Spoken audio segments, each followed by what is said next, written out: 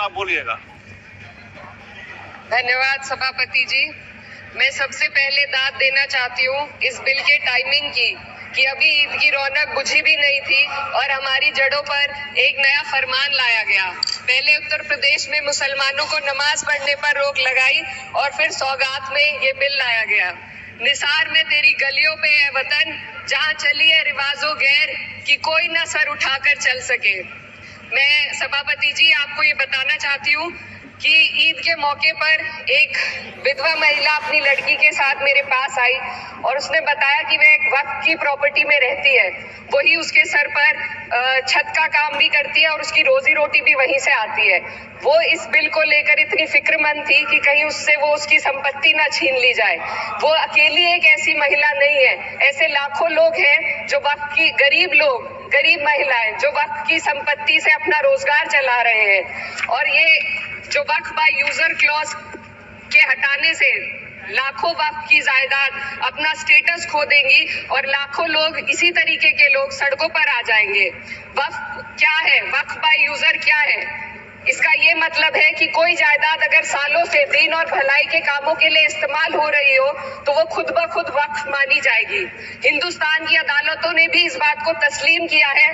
Waqf by user सिर्फ वक्फ board को ही मिली कोई खास सौगात नहीं है, ये बल्कि सभी अन्य धार्मिक ट्रस्टों को परंपरा और यूज के आधार पर बिना किसी डॉक्यूमेंटेशन के धार्मिक चरित्र को डिक्लेयर करने का राइट मिला हुआ है। भारत के संविधान के आर्टिकल 13 क्लॉज 3 में कस्टम और यूसेज को कानूनी वैधानिकता प्रदान करता है।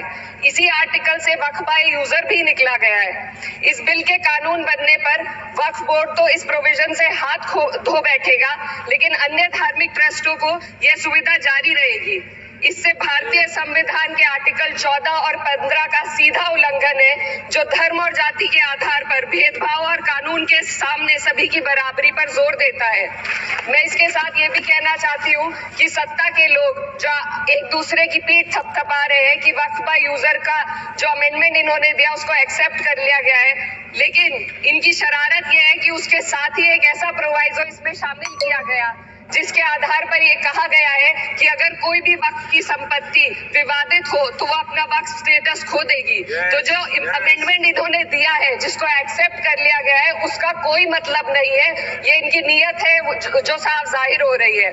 सोने पर सुहागा एक काम और किया है, सरकार ने वक्फ की कानून के सेक्शन 107 को हटाकर लिमिटेशन एक्ट में 12 साल तक ही किसी के खिलाफ अदालत में जाने का प्रोविजन है। सेक्शन 107 में बोर्ड को लिमिटेशन एक्ट से राहत मिली हुई थी। वक्फ बोर्ड कभी भी अवैध कब्जाधारियों के खिलाफ अदालत जा सकता था। अगर ये सेक्शन ना हो तो अवैध कब्जा करने वाले लोग कानूनी प्रक्रिया का फायदा उठाकर वक्फ की प्रॉपर्टी को हड़प सकते हैं। अन्य धार्मिक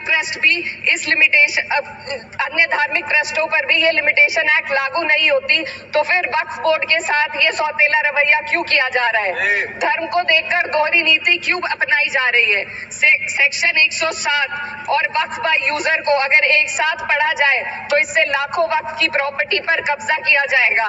इसलिए ये बिल मुसलमान की भलाई का नहीं बल्कि उनके वजूद और विरासत को मिटाने का बिल है। हिंदुस्तान में बहुत सारे धार्मिक ट्रस्ट हैं जिसमें उस खास मजहब के लोग शामिल होते हैं और उसका इंतजाम करते हैं, और ये बात समझ में आने वाली भी है क्योंकि जो व्यक्ति अपने मजहब के रीति रिवाज को जितना अच्छे से समझ सकता है किसी अन्य मजहब का व्यक्ति नहीं समझ सकता। आर्टिकल 26 क्लॉज 2 के तहत धार्मिक संप्रदाय को अपने मजहबी इदारों के एडमिनिस्ट्रेशन का हक देता है, लेकिन वक्फ बोर्ड के बारे में इसको उल्टा किया जा रहा है। Sir 2 minute sir please 2 minutes. सरकार इसे एक सेक्युलर बॉडी मान रही है और इसमें गैर मुस्लिमों को शामिल करने की बात कह रही है। आपके मुंह से सेक्युलरिज्म की बात सुनकर अच्छा लगा, लेकिन अगले ही पल ये भ्रम टूट जाता है क्योंकि आपको सिर्फ दान देने के लिए प्रैक्टिसिंग मुस्लिम का आपने क्लॉज डाला है, लेकिन बोर्ड में बैठने के लिए मुस्लिम होने की कोई आपकी क्लॉज नहीं है। तो इससे आपकी जो दोहरी नीति है वो साफ जाहिर होती है। ये वही सरकार है जिसने राम जन्मभूमि ट्रस्ट में ये लिख दिया कि जिला अधिकारी भी अगर होगा तो हिंदू होना चाहिए। कोई मुझे बताए कि वहां पर सेक्युलरिज्म का रस क्यों नहीं घोला गया? सर आखिर में मैं अपनी बात को खत्म करने से पहले महिलाओं का मुद्दा बार बार उठाया जा रहा है। सरकार का कहना है कि बोर्ड में मुस्लिम महिलाओं को रिप्रेजेंटेशन देंगे। इस कानून से पहले भी मुस्लिम महिलाएं बोर्ड में मेंबर रह चुकी हैं और मिनिमम 2 का प्रोविजन था, उससे ज्यादा भी हो सकती थी। सर, मैं ये कहना चाहती हूँ कि सरकार ने महिलाओं के लिए ऐसा कौन सा नया काम किया जिसका ढिंडोरा सरकार का हर सदस्य पीट रहा है। इस बात की तारीफ अगर आपकी तरफ से कोई मुस्लिम महिला करती तो आप उसका यकीन भी करते, लेकिन अफसोस आपकी इतनी लंबी कतार में एक भी मुस्लिम महिला नजर नहीं आती है। सर, मैं खुद एक मुस्लिम महिला हूँ, मैं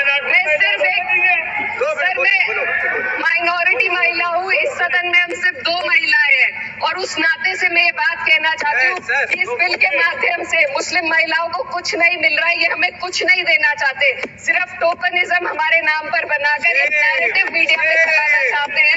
तो ये बिल मुसलमान की भलाई का नहीं, उनकी पहचान को मिटाने का है। सर, अंत में मैं बस यही कहना चाहती हूँ कि कागजों की कैद में बस नाम रह जाएंगे, वो जो हमारे थे सिर्फ दावे में रह जाएंगे।